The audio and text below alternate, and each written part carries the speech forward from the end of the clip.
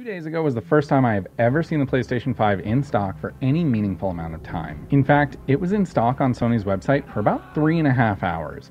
Not only was I able to get one for a friend, but I posted it on Reddit and dozens more confirmed for me in the comments that they had finally successfully ordered a console as well. So what was different about this drop than all the other previous drops? Obviously, the easy answer is simply that for whatever reason, Sony had way more consoles to sell for this drop, which is why it was in stock for so much longer than it ever has been in the past. But when they seemed to sell out within minutes, and this drop lasted hours, I don't think they could have possibly had that many more consoles than are normally available. I think that the availability we saw yesterday was a sign of a changing tide. Thanks to NPD sales figures, we know that year to date, Microsoft has done the most gross console sales of any of the big three. Considering the fact that the Series X is $500 and the Series S is $300, it's not a huge stretch of the imagination to deduce from this information that Microsoft has sold more Xboxes than Sony has PlayStations this year.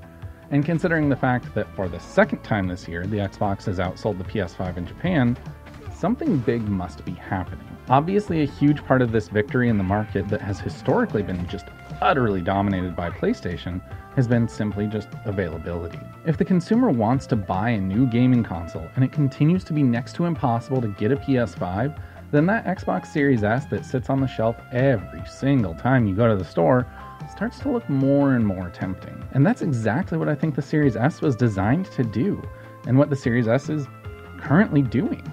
I have a PS5, a Series X, and a Series S. If you've found a YouTube channel this small, then you're probably also the type to have both a PlayStation and an Xbox. But most people aren't like us. Most consumers choose to buy one console and that's it. And while the PS5 may have been their first choice, as time went on they began to crack and more of those consumers bought a Series S. Now the money has been spent, so even though Sony is clearly starting to get closer to actually satisfying demand for the PS5, a significant portion of the market has already spent the money they allotted for a console, and while some of them that wouldn't have bought two will now that the PS5 is more readily available, most of them won't. So the PS5 was in stock for literally hours just a couple days ago, and I don't think that was a result of any sort of supply chain management magic on Sony's part. I think it was simply that Microsoft's Xboxes have been available longer, and people are impatient. So because Sony couldn't make PS5s fast enough, Microsoft sold more Xboxes. And now we're starting to see the ripple effects of that entire sequence of events. Of course, this in no way means that the PS5 has lost and it's all Xbox all day. I'm just saying that this could be an indicator that Sony's difficulty with the supply chain could have a longer lasting effect on them this generation than anyone could have imagined. Have you been able to get a PS5 yet? Or were you able to place that order just a couple days ago? Sound off in the comments down below.